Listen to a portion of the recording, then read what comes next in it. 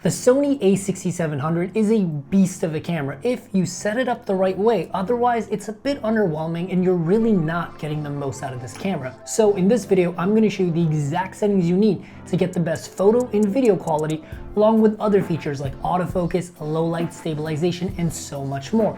By the end of this video, you're going to be a camera ninja getting the most out of your A6700. And as always, I'll leave links to all the gear we talk about today in the description down below. And if you want to get better at photos and videos in just 1 hour, check out the free training in the links down below. So first up, let's go over all the buttons so you know exactly where everything is and you actually know how to work your camera. So first up, you obviously have your on and off button, but this button right here is also a shutter button specifically for photos. Right below that is a button with a red circle on it. Now this is your video record button. The two buttons are separate, so you want to make sure you're using the right one. And right next to that is a custom button. This is C2. This camera actually has several custom buttons on it, and you can set them up to either bring up specific menus or change certain settings. These buttons are really, really useful. And right next to that is actually a black unlabeled knob. This can actually be custom set up to do different things, but for me, I actually have it set to change my ISO, but you can also set it up to change your shutter speed or aperture. And right next to that is the mode dial. Now the mode dial is very important. You actually have different modes for your camera, like aperture priority, shutter priority, but the one we want to focus on is M. This is going to give you the most amount of control over your camera, and shooting in M is going to also just give you better results overall, and you'll see why in this video. But one thing to note, you also have 1, 2, and 3 here. These are 3 separate custom modes that you can set up for yourself for different shooting scenarios. Like you can have one for portraits, one for nightlife, one for landscape. In this way, you can quickly switch between different shooting modes based on what you're shooting. And right below that is a selector to go between photo, video, and slow motion mode. And it's really important to make sure you're in the right camera mode. If it's photos, you want to be shooting in photos. If you're in video, you want to be shooting in video. For example, photo mode does allow you to record video, but you're not getting the best video quality. So you want to make sure you're in the right mode. And over here, you have a front dial that will actually allow you to change one of your major settings like aperture, ISO, and shutter. By default, this is set to aperture, but you can change it. And on the back here, you of course have your menu button to access all of your major menu settings. And if you go to the back of the camera, you actually have a scroll wheel right here. Now, if you turn this, you can actually change your settings, but you have to have a setting selected. So if I hit right on here, I can actually access my ISO menu, and it will let me change my ISO. Once again, this camera is very customizable. You have several ways of getting to your ISO in different settings. And if you hit up here, you will get to your display. And if you actually press down here, it will just give you a simple exposure adjustment where you can either make your image brighter or darker. However, this only works when your ISO is set to auto. And if you hit left here, you'll actually get to your drive mode, and this will control how fast your camera is shooting in photo mode specifically. If you want to take one photo at a time, you want to take 10 photos a second, this will control all of that. And also if you want your photo there to be a delay, like you can hit the shutter button, there's a 10-second delay, and then it takes a photo. There's a bunch of cool, interesting modes here that I'll talk about later. And there's also a back focus button here that's really useful. If you hit it, it will actually immediately focus to whatever your camera is looking at. This is really useful for just quickly catching focus on something. But on top of that, when you're looking at your photos, once you've already taken them in camera, if you hit that button again, it will also allow you to zoom into your photos. And one really important button right here is the FN button. When you hit this, you will actually have your function menu come up that has a bunch of really critical settings that you can change, which we will talk about later. But this is a really important menu to just know how to access. And the last thing I want to go over is you'll notice there's a bunch of icons over here, and even if you hit display, they don't go away. This is actually a quick menu that allows you to access a bunch of your settings more quickly.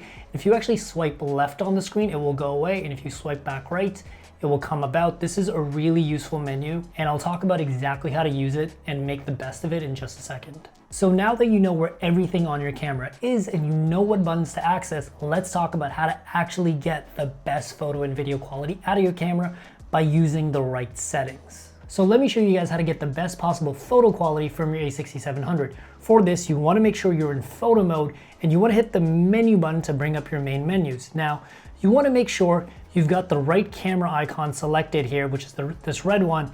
And if you're not in the right menu, just press left on your D-pad until you get all the way to the left, and then click up and down, and you'll get to the right menu. So once you're in the right camera icon menu, your first option you'll see is image quality record. Now within this you have a bunch of options, so let's talk about it. The first one you'll see is JPEG HEIF switch. Now these are two separate types of files that your camera can do for taking photos. Now HEIF is not understandable unless you're using an editing software, which kind of defeats the purpose of a casual codec, and not everywhere can actually understand it. And if I actually click into HEIF, you'll actually see a corresponding environment is required for still images recorded in HEIF. This file format gets a little too complicated, so unless you actually want to edit your images, for most casual shooters, I only recommend shooting in JPEG. Tablets, computers can all understand them. JPEG is such a universal file format, and it doesn't take up a lot of space. And if you do want to edit your photos, it's actually better to just simply record in RAW, because RAW is ultimately not going to take up that much more room, maybe a little bit more room. Underneath that, you have file format, and in file format, you'll see RAW and JPEG. This is to decide if you want to shoot in both RAW and JPEG at the same time, or just RAW alone or JPEG alone. If you're shooting RAW and JPEG, I actually do recommend that, because a lot of times when you open up your files on your computer can't show you what the RAW files look like unless you open up another editing software. And just having like 300 RAW files on your card, you just don't know what's on there. So having a little JPEG preview next to it is really useful. Also, if you're a professional, it's nice to have the RAWs and then be able to send the JPEGs to the clients. And underneath that, you have RAW file type. And within that, you have lossless compressed and compressed. Now, lossless compressed is going to be more data on your card, and compressed is going to be a little less data on your card. Personally, because it's a lossless compressed, it's basically still a compressed file type, but it does it in a way where you can't really notice the amount of data that's being lost through the compression. And with compressed, you'll see a slight decline in quality. I personally recommend shooting in compressed for the most time, because it lets your card shoot for longer. And on top of that, you're really not getting that much more quality by shooting lossless compressed. Maybe a little bit. Someone who's like a professional photographer that's shooting $10,000 a day campaign might have a different opinion, but I think for who this camera is for, which is like casual shooters and young professionals, compressed is just fine. And again, it also lets you shoot for longer with this card before this camera needs a break, so I recommend compressed. Underneath that, you have JPEG quality. Now, JPEG is such a small file type that it doesn't really matter if you're shooting on a smaller file type or a bigger file type. So I just recommend shooting in extra fine. Even if you don't need these JPEGs for anything professional, why not just have the best quality available to you? Unless you're really low on space, then go ahead and shoot light. And underneath that, you'll see JPEG size. Now you want to make sure that you never accidentally turn this down to any of the other modes. You want to make sure JPEG 23 megapixel large. And underneath that, you have aspect ratio. Now this is where you can pick different aspect ratio, as in like how big your photos and videos are, depending on what you need them for.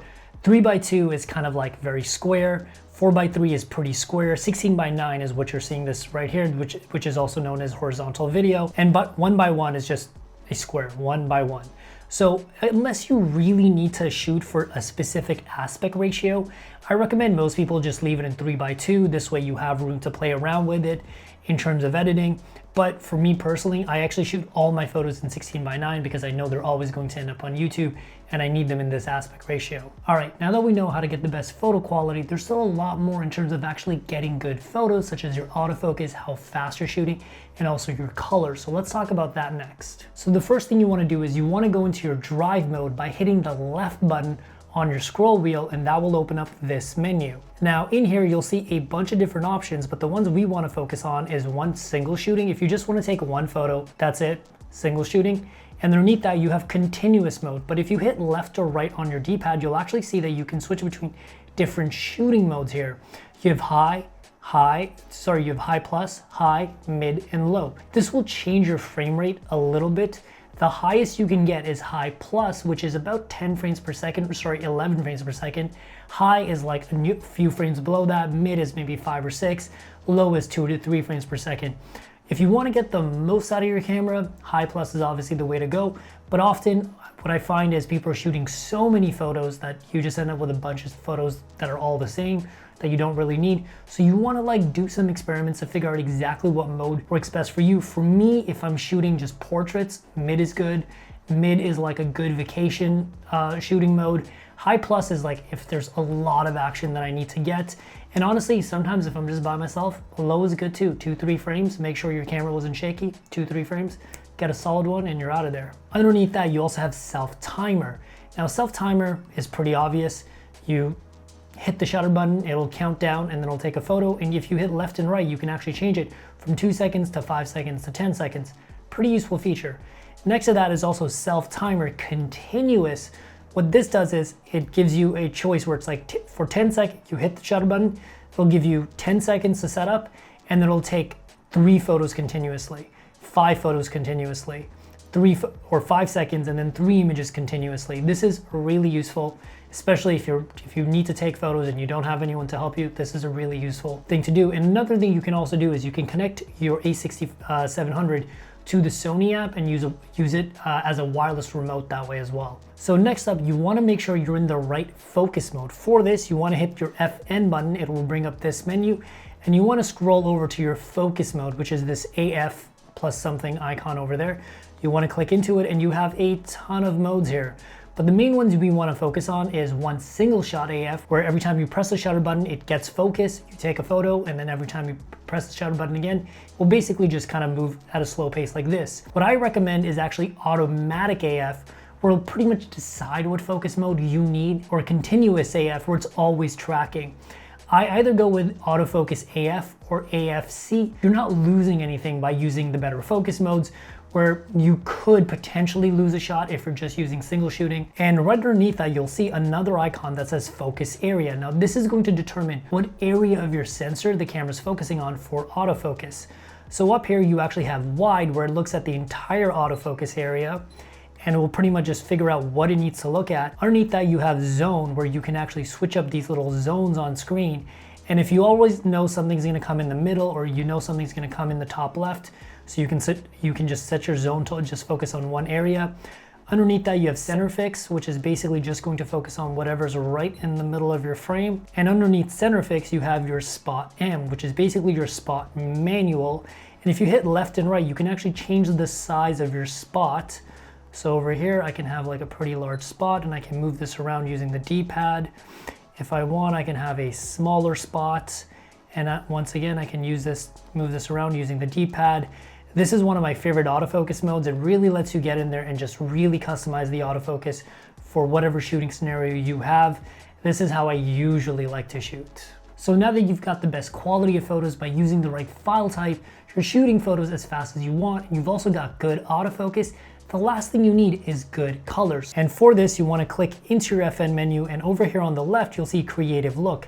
This will give you a bunch of different creative looks that will give you interesting filters over your photos. But something to note is that this only gets applied to JPEG and not RAW. And if you pick any of these modes that you like and you click right using the D-pad, you can also adjust your contrast, highlights, shadows, fade, saturation, sharpness range, clarity, like a whole bunch of stuff. You can technically make your own custom look and get your photos to look exactly how you like it. I really appreciate this feature.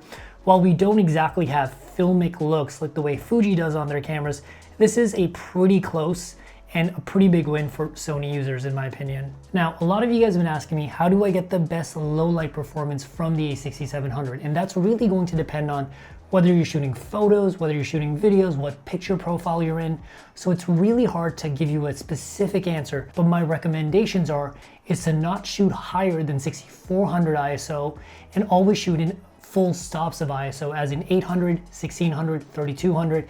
You want to try not to go past 6400 ISO.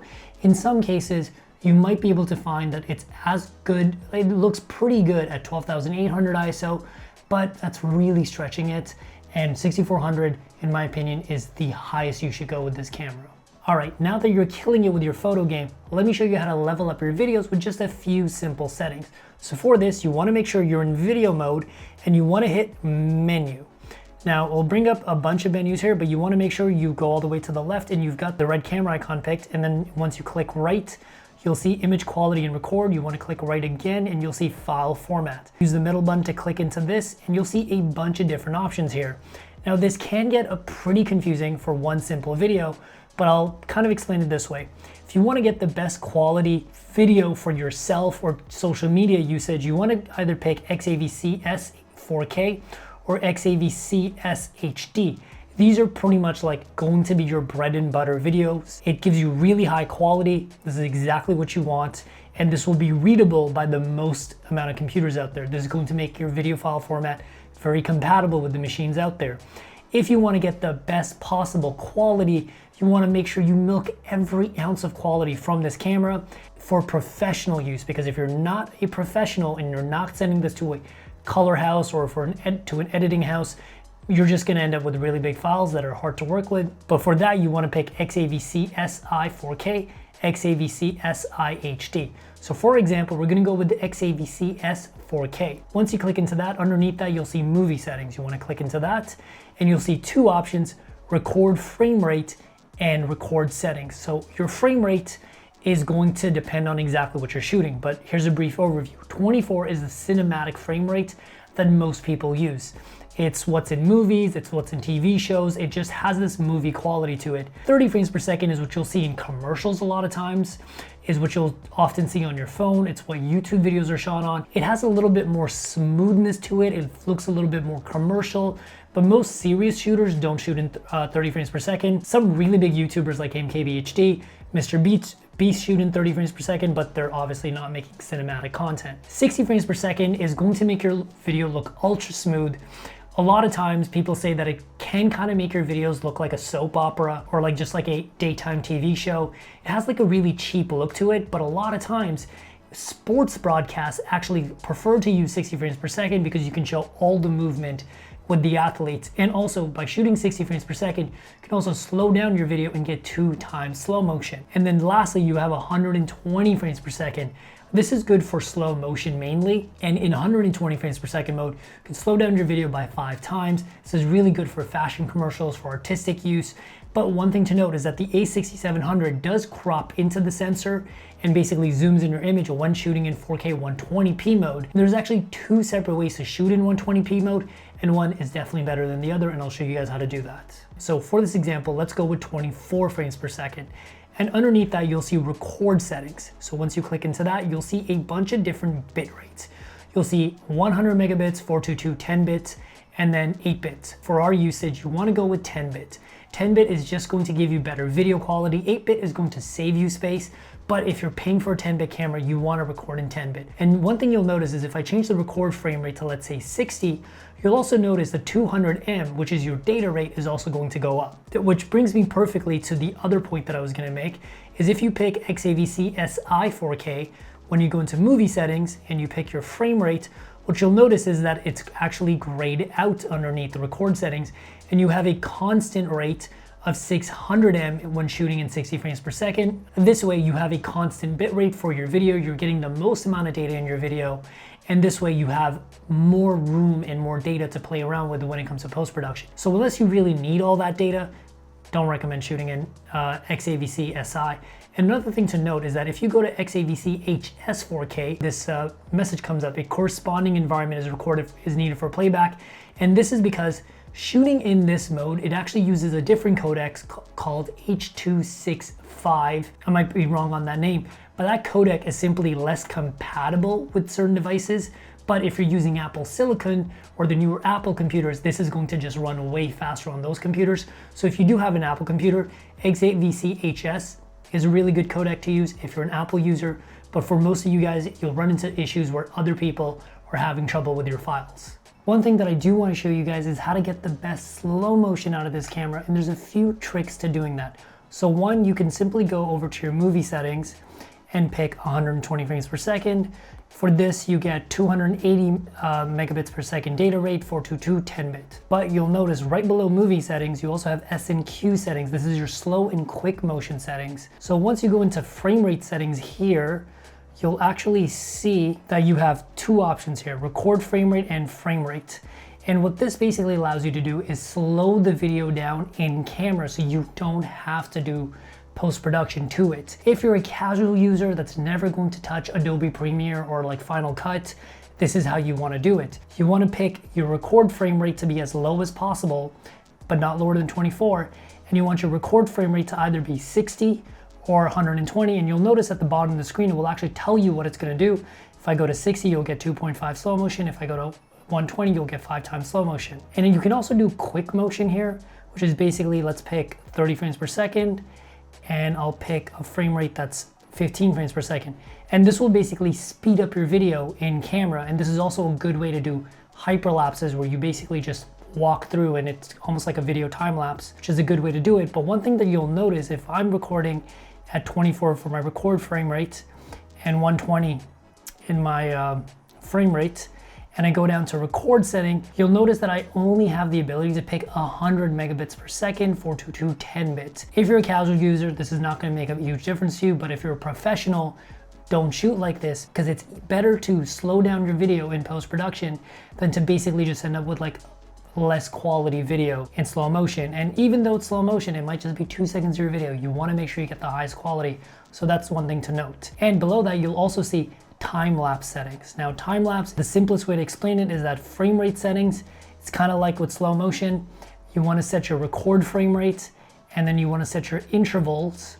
And what you'll actually notice is that it'll tell you at the bottom what shooting for 5-second movie recording, you'll need for basically every 5 seconds, you'll need 10 minutes. For every 5 second, you'll need 2 minutes.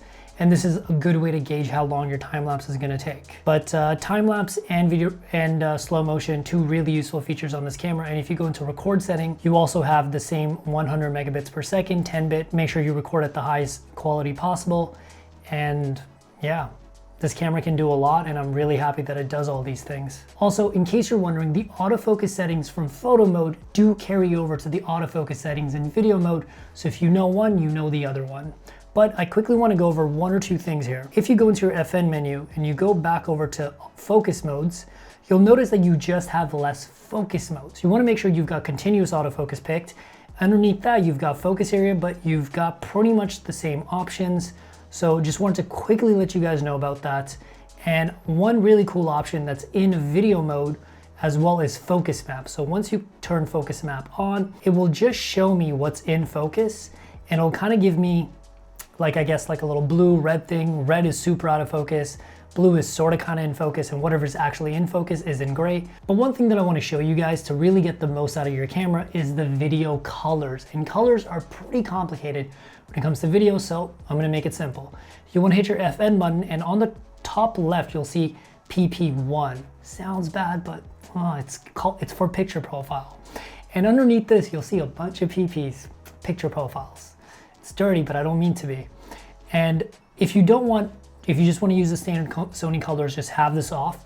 But if you really want to get the most out of this, there's a few ways to do that. You want to pick PP1, picture profile 1, and you want to right click, and you'll see a bunch of options come up, but most of them don't matter. You want to go into gamma, and you want to pick either S-Log 3, and in color mode, pick S-Log 3 S-Gamut 3 Cine. Now, this is going to give you a super flat picture profile that you're gonna have to color grade. This is something for like really serious hardcore video shooters. It's not what I recommend to like casual moms and dads.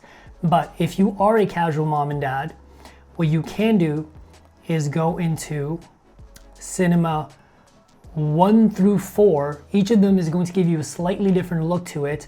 I personally really like Cinema 4 and color mode, Cinema, and this is going to give you a little bit of a flatter look that you're going to be able to kind of tweak the colors of for yourself, like put it through an Instagram filter or whatever, and it's going to give you a much better looking video. And another option you have is also called S-Cinetone in gamma, and in color mode you want to just pick the one that goes with it, which over here would be S-Cinetone again. And this is once again going to give you a pretty flat look. It's similar to the cinema profiles, but this is going to give you a little bit more of a filmic look to it, and you're basically just going to be able to tweak your colors along. Now, if you don't want to do any color tweaking, you're just like, dude, make me something that looks interesting right out of the camera. Unfortunately, Sony cameras are probably not the way to go, but what I recommend to most people is that you pick a mode like movie or still. Let's go with still, and then pick still again, and you simply bump up your saturation a little bit to make your colors more punchy. Leave color phase and color depth alone. Bumping up your saturation will help a little bit. Unfortunately, when it comes to video, you don't have the same creative modes the way you do with photos. One of the things that the A6700 does really well is that it's pretty good at vlogging. So you want to make sure you have your camera set up for the best possible audio. For this, you want to go back into your menus and make sure you've got this red icon picked here, and you'll see audio recording down here. You want to go over here to audio recording, obviously make sure that's on, and you want to just simply speak to your camera. Check 1, 2, check, check, check, and you'll see these audio levels here at the top. If you actually hit left here on your D-pad, you'll notice that these audio recording levels go down, check, check, check, and they go down. So you want to basically speak to your camera while looking at it at about the same, like if you're holding it in front of you, at about the volume that you want to speak to it, and you just want to make sure your audio levels don't hit red here. If I get really loud, it'll go to red, but then you guys will also hear me on YouTube and it'll be really annoying. And underneath that, you'll also see audio out timing. You want to make sure that is set to live. And underneath that, you have wind noise reduction, and you want to make sure wind noise reduction is actually set to off because it will affect video just on and off here and there. So you want to make sure that is set to off to get the best possible quality from your audio mic. And just to note that the audio mics are actually on the front of your camera over here. So when you're speaking to it, make sure, just be mindful of where these mics are. So now that you've got high quality video, one thing that's really important is that you want to make sure it's stable. For this, you want to hit menu again, make sure you're in the right camera icon, and number 8 over here is image stabilization. Click into that, and within here, you've got 2 options, active and standard. Active is going to look the best because it's got a actual stabilization on the sensor, but also digital stabilization around it, but it does add a little bit of a crop to your sensor, which I don't think is that big of a deal. I think it's worth the trade-off.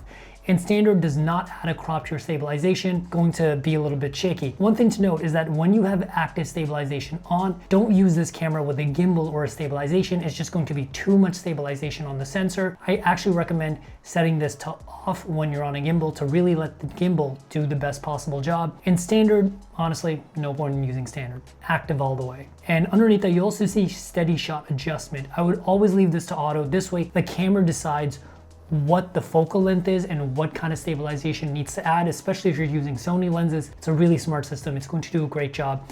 I would only recommend changing this if you're using manual lenses, and then in that case, you can go to manual, and then you can pick your individual focal length that you're using. And if you start following these steps, you're gonna get amazing photos and videos with perfect autofocus, perfect stabilization, and everything is going to look spectacular. If you guys have any questions, let me know in the comments down below, and I'll see you guys in the next video. Peace.